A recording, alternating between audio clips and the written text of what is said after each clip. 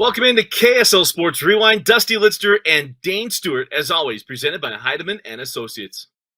Yeah, that's right. Just a reminder, of course, you've heard us say it before. If you have any legal needs, there's no one better to help you than the experts at Heidemann and Associates. They're big sports fan. They love their high school football. They'll probably mix a little of that talk in there too whenever you talk to them. But they're offering a free consultation to you if you tell them that Rewind sent you when you call 801-754-4240. Absolutely. Hey, and then we've also been saying, if you want to be like Dane, go get your Master's of Business from Western Governors University. And how about this? We've got an actual teammate now, Dane, that is a graduate at WGU. They're going to love this. Hey, Jeff Hansen. Our very own Jeff Hansen's a graduate of Western Governors University. So get your MBA like Dane, get your 4-year degree like Jeff, and do it on your own time and your own pace at Western Governors University. Go to wgu.edu to learn more. So, yeah, Jeff, we're right in the middle of our game on Friday. He said, hey, look, I went to Western Governors University. He's like, hey, what a great example. I mean, I don't know if they want to check out his social media or not, but yeah, I mean, that'd be great. Hey, there's no better publicity than people who have actually done it, right? So, right. And Jeff, he can be fairly trustworthy. So, hey, no better recommendation than that. Yeah.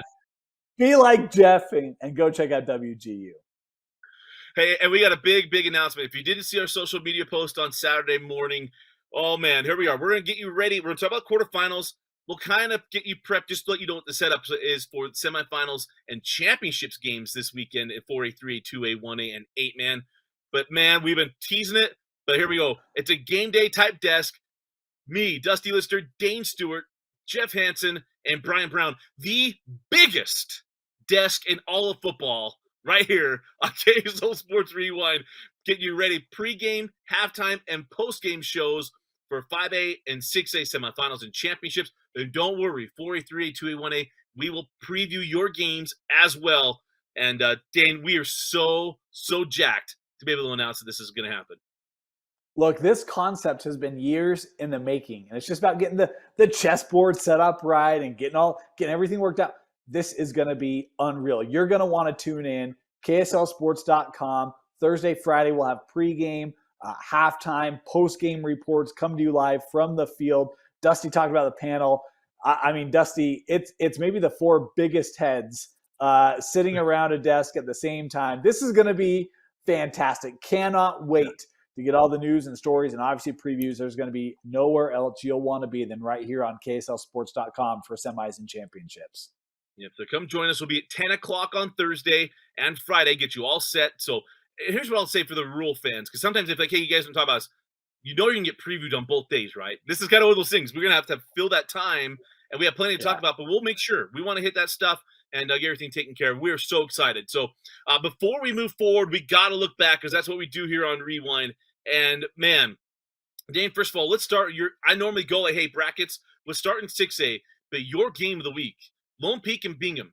When we looked at the 6A bracket, we talked about this. I was like, this game's going to be tight. And, man, was it. Bingham and Lone Peak, it's not going to get spaced out. And this was a terrific game. It really was, Dusty. And you talk about, so many new faces for the Lone Peak Knights, a group that has made it to Rice Eccles for 7 straight years. And then you've got the Bingham Miners, where they return a lot of guys, but brand new coaching staff, so much turnover on the sidelines for Bingham. And could they get back to Rice Eccles for the first time since 2018? In first quarter, I mean, look, it was kind of playing the tempo that you thought Lone Peak wanted, right? We're going to run the football well. Our defense is going to play well. They scored. Ian Sanchez, how about the leg on this kid? A mule, 55-yard kick from Lone Peak to take the 3-0 lead in the first quarter. Late in the second quarter, he tacked on one from 27 yards out. It's 6-0 Lone Peak and would have been a defensive battle back and forth. Not a lot of time in that first half, but Dallin Martinez, man, what a game he had. He had a couple really nice screens to Carson Sudbury. We'll talk about that more later. But it gets Bingham down the field and sets up a 12-yard touchdown run for Dallin as Bingham takes a 7-6 lead into the locker room at the break. Third quarter, and Lone Peak, tell you what, man, the offense, they found their rhythm in the second half. Hodson able to find McChesney from 2 yards out, able to retake the lead. They would go for the 2-point try here, try to even up or try to get back on schedule, you could say. That 2-point conversion, no good. It was 12-7 Lone Peak. Bingham, man, I mean, this offense, so much good work that they did. Freddie Fernandez does such a great job. They really relied on that wing tee, ran a ton out of that with some traps and reverses. It'd be Carson Sudbury from 1 yard out, able to give Bingham the lead back in this one. They would go for two in here. And look, this is a bit of a sneaky play call. All three of us up top of the press box did not see this coming as they get that out. And I think Fotu it was that took it in 15-12 for Bingham. Lone Peak had more in the tank here, Dusty. First play of the fourth quarter, Hodson from a yard out takes it in, and the Lone Peak Knights take the 19-15 lead. Fourth quarter, we talked about all the work to Sudbury.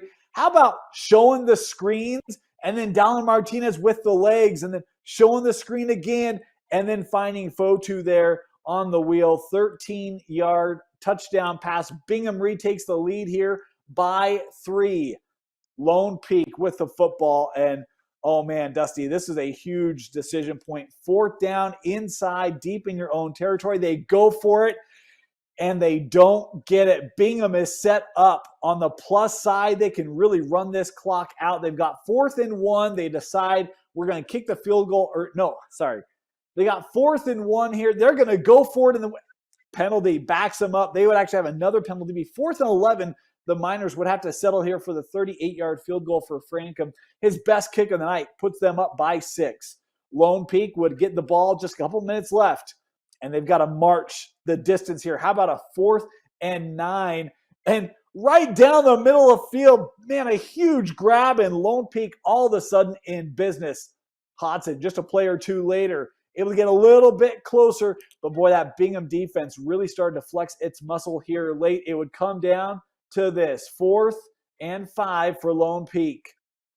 Oh, through the fingertips of the tight end, the Bingham defense holds, and 25-19, Bingham getting the victory over Lone Peak. It was a hard-fought battle. I mean, these two defenses went toe-to-toe, Dusty. The offenses in the second half really showed up, but in the end, Bingham back to Rice Eccles as they get the win at home. And I know you got a couple of messages from me about thank you for all the bulletin board material. Bingham, so glad to have him back. Coach Jones, Coach Fernandez. I don't know if there's an assistant we've talked about more than Coach Fernandez this year, just because we love Freddie. He's absolutely awesome. But for Lone Peak, the reigning champion, going down, all the stuff they went through this year to get to that point, this game, we knew it would be really, really close. But Coach Brockbank does a great job. And how about this? How about, you ready for a fun fact? I love fun facts. Next year will be the first year in 13 years that there will not be a McChesney lining up for Lone Peak football. 13 consecutive years, and that was Crew's final game. Unreal to think of it. So we had to shout that out because that's been a family we really, really enjoyed getting to know and cover. And yeah, we're gonna see them in the spring. But yeah, Todd his dad shared that note on social media over the weekend. But that's for Bingham, though, I got 2 fun facts for you related to that game. You ready for these fun facts? Yeah, I think so. All right. First of all, Lone Peak and Bingham have met in the playoffs 4 times, now 5. But prior to the quarterfinal this year, 4 playoff matchups for that pair. In every one of those years, the winner of that game played in the state championship game. Just saying, Skyridge be on alert. The Miners going to come in with a lot of history coming off the bus with them. The other fun fact for you, Dusty, how about 4 different offensive coordinators at Bingham in the last 4 years? Been a lot of change. And boy, for this group to be able to put it together and make a run just says a lot about the players you have on that sideline. Obviously, the coaching staff did a great job, but man, they made big plays when they needed to and came out with a win. Well, the flip for Bingham after the loss to Timpview is one of, if not the most impressive thing that's happened in 6A, because where they were and where they are 2 very different places. So congratulations to Coach Jones in his first year. And Dave, you talked about it, their matchup. So Skyridge and Davis. And first of all, hey, welcome back, McKay Hillstead. Dane and I kept saying, about that, huh? Back. We didn't know when. We thought he might be. And just like Zach Wilson, he came back at this round, right? And now here he goes. Comes back, goes up against Davis, and McKay looked great. Threw the ball extremely well. Tate Walker. How about Tate Walker and what he's done in the latter part of the year? He's become like Jeter Fenton, especially Jeter in his junior year, absolutely outstanding. Kalama had a big night as Skyridge ran away from Davis. Yeah, I mean, you talk about Hillstead, his first game back, Dusty, and we had talked about it. What's he going to be like? And 15 of 23, 276 yards, 4 touchdowns, no interceptions. That's not a bad night. Had 5 carries, 39 yards. That's almost 8 yards a clip. Pretty doggone good. And then you talk about Tate Walker, man. He's been steady Eddie all year long for this Skyridge ground game. 14 carries, 77 yards, 2 rushing touchdowns.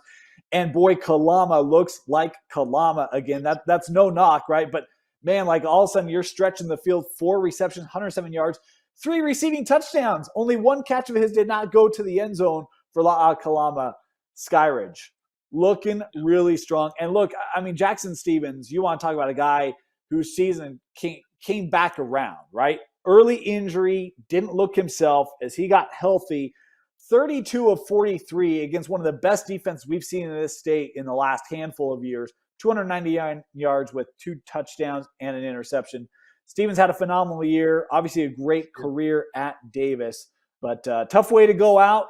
Look, for everyone but one team, it ends in a loss, and for Davis, it ended here in the quarters. Certainly did, but congratulations to Skyridge. Another trip to Rice Eccles Stadium, and I think a first matchup. I don't remember Davis, and I should look this up. Bingham and Skyridge played once, one time. I knew Dan had looked it up. Yeah, one time. So how about this? This is going to be fun. New blood. Oh, that's what feels so good about this. It's new blood. It's first times. It's all the different things we've been wanting to have, and now we've got it. And Thursday at Rice Eccles Stadium, Bingham and Skyridge is going to be a lot of fun. Yeah, it's going to be great. Can't wait. Yeah. So let's go to the other side, shall we? Farmington and American Fork. Just to throw another thing in the face of Dusty, but it's okay.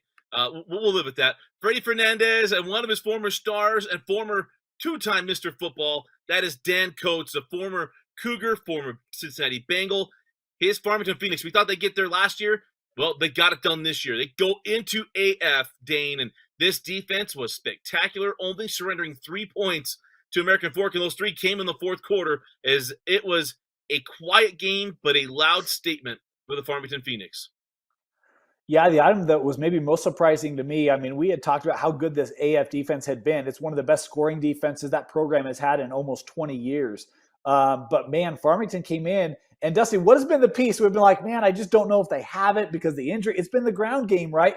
Travis Hoops, 30 carries, 106 yards, 2 rushing touchdowns. Look, the average is just 3 yards a touch, but it doesn't matter. I love that Farmington said, we're going to come and we're going to run the football. We're going to take possessions away from American Fork offense, and we're going to dictate the tempo. And it worked. Easton White, 17 of 25, 180 yards with a touchdown. He did what he needed to do. Hoops did what he needed to do. That offensive line did a great job of giving the Farmington offense enough. And had INT, Judkins with a couple of sacks, 19-3. It wasn't a glorious score. It didn't need to be. The Farmington Phoenix advanced to their first semifinal in school history, and I'm all for it, man. Congratulations, Coach Coates and the Phoenix. Obviously, a couple region losses in Region 1.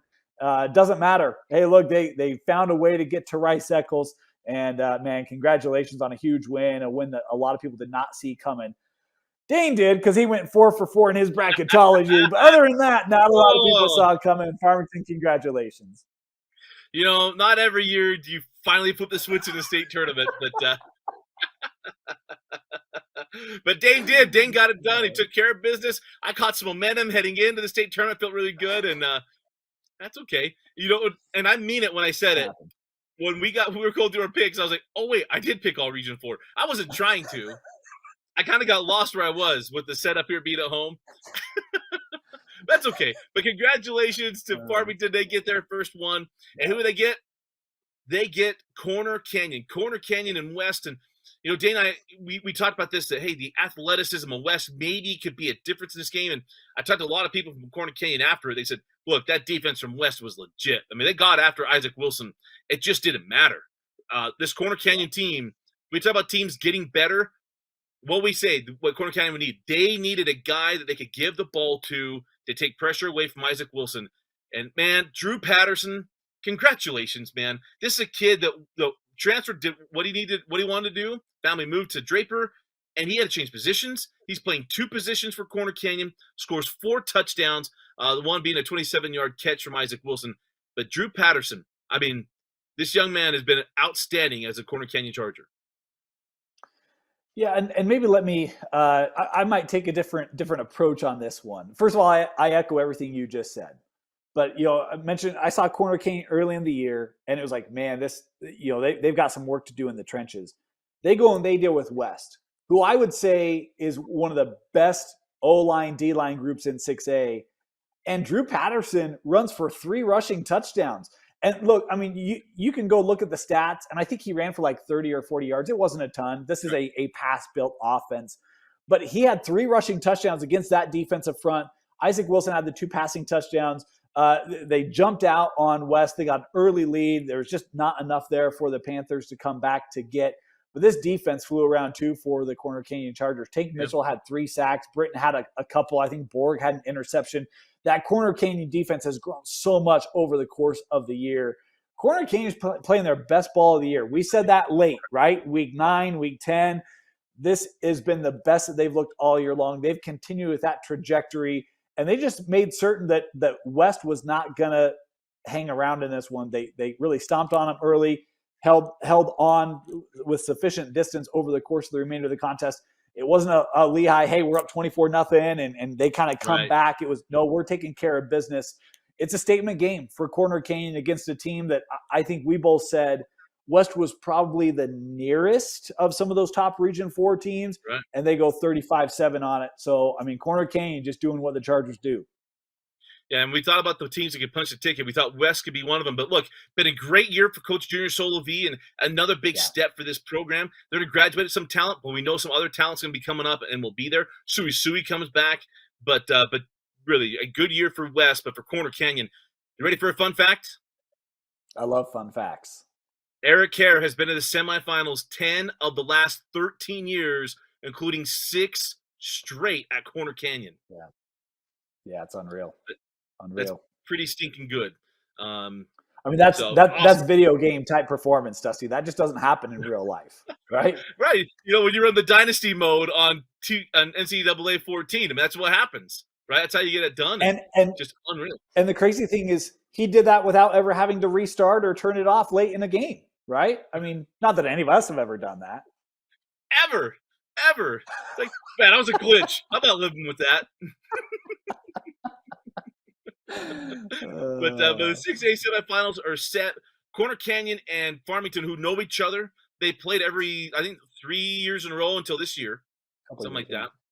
Yeah, and then we mentioned Skyridge and Bingham. Again, check us out 10 o'clock in the morning on Thursday. We'll get things started. Those games are at 11 o'clock and 2:30 right here on KSLSports.com. Now let's look at 5A. And Dane, the 5A bracket, we said, hey, this is going to be wide open. Should we just start with the 2 best games, shall we? All right. Orem and Alta.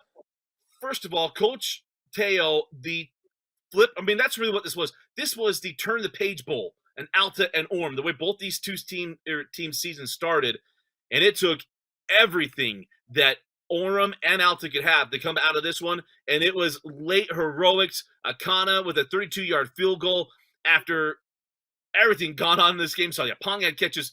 What an awesome game as Orem got it 26-24 and had to hold on for dear life at the end of the game as well to hold on to punch another ticket to the semifinals. No, I mean, look, I don't know if there's been a postseason run more impressive than what we've seen from Alta, a team that this year just did not look like what we've been accustomed to seeing from Coach Teo, his groups over the course of the last half decade or more. But, man, they led 17-7 in that second quarter. And it looked like, man, this Orem run is for real. Lance Reynolds, 2 passing touchdowns, both of them to Sali Apaga.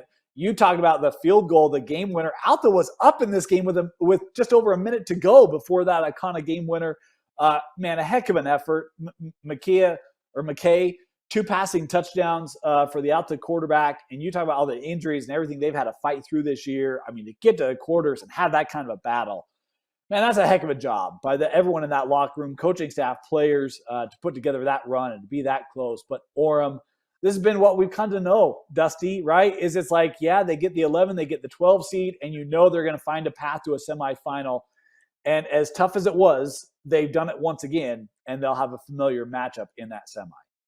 Well, they're back where they've been every season, going back to 2017, back to Rice Eccles Stadium. And last year ended in heartbreaking fashion against Springfield. We'll get to who their matchup is, but let's talk about it. Well, because Timpview had to go take on Wasatch. And Wasatch, hey, thought here comes some momentum for Wasatch. Coach Coburn and the Wasp got things going. Oh, mercy.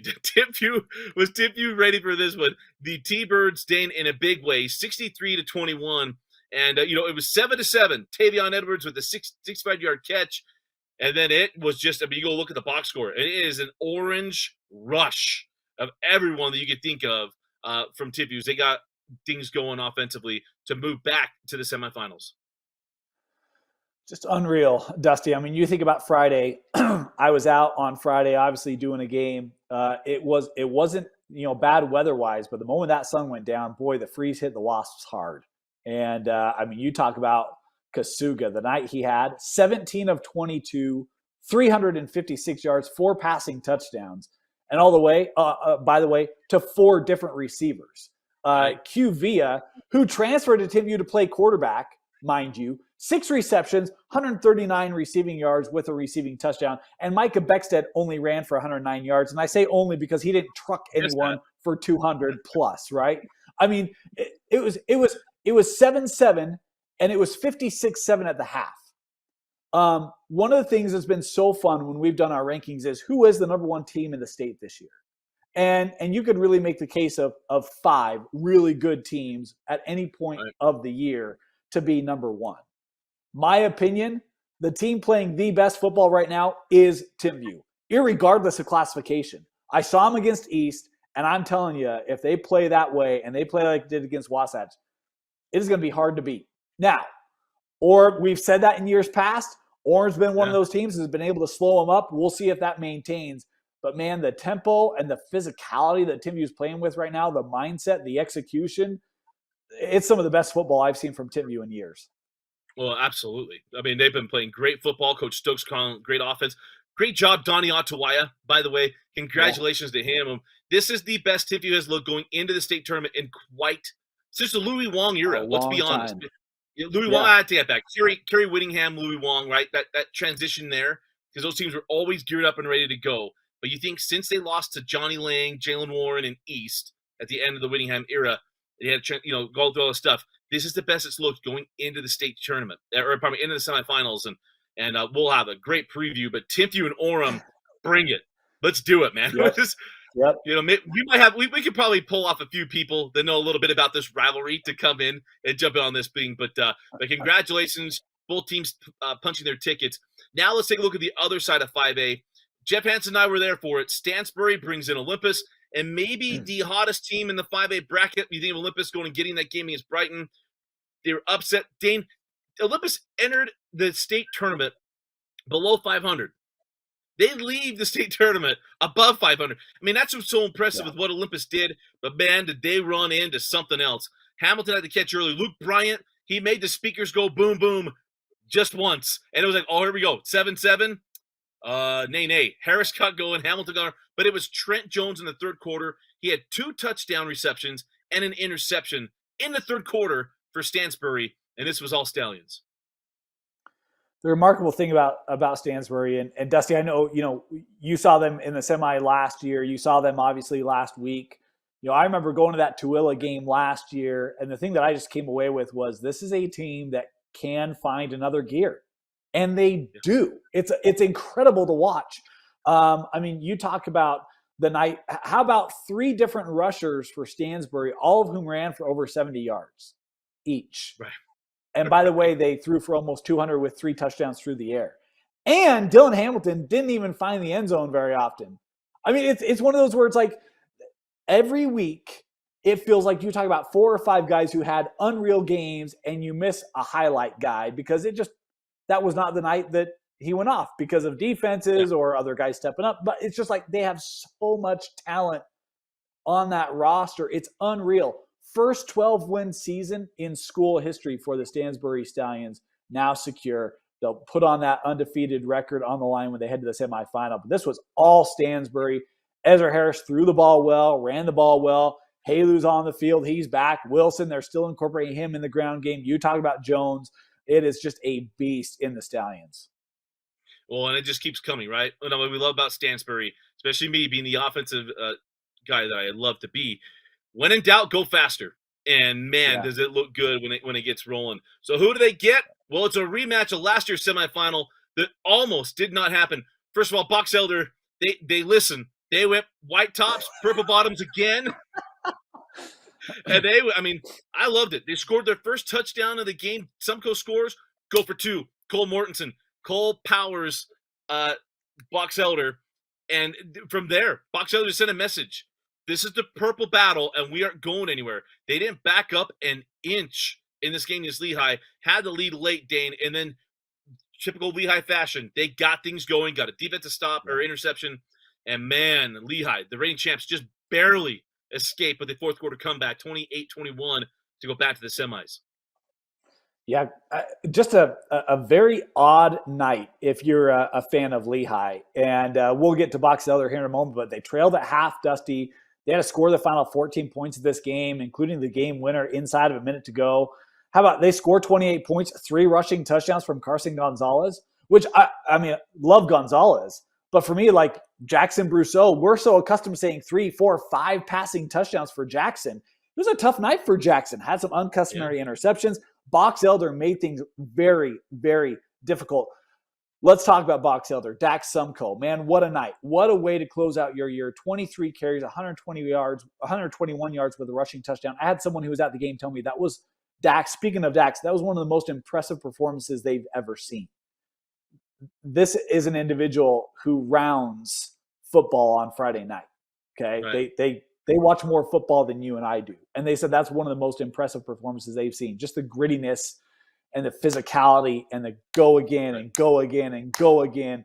Man, Box Elder, I was checking this score from my game. I was like, are they going to do this? Are they going to do this? It was that close. And look, sometimes champions, I feel like every time a champion is declared, you can go back to that one game where they had to prove it and fight a tough battle and find out a way to close one out. Could this be that game for Lehi? We'll find out. But man, they've got to clean some things up. They got to be a much better prepared for this Stans group, but a team that they played last year in the semi, if they want to be able to defend their state championship, they get by. Congratulations to Lehi. Box Elder made it tough. It's championship resolve. We talked about it after the Corner Canyon game with Lehi. We talked about it after the Timpview game with Lehi. And now this Box Elder, because now it's the season. There isn't we'll figure it out next week. You're going down. Like, this is ending. The championship run, the undefeated season, all that stuff is gone. And to have the championship resolve, to put all of it away, just don't point fingers, just be the guy to get the job done. Get the interception and go get the score. We had the game up, because our game was, it was in penalty. It was in the mercy clock, and we knew the winner was going to go into this one. So Jeff and I got it, the red zone. Dane's done it. We just did the red zone broadcast for the last few minutes because we wanted to see what was going to happen. And it was awesome to watch how it finished. And for Box Elder, my heart breaks for him. Dax, what a season.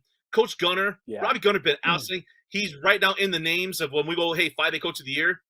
He's right there. You better believe it. Yep. Yeah.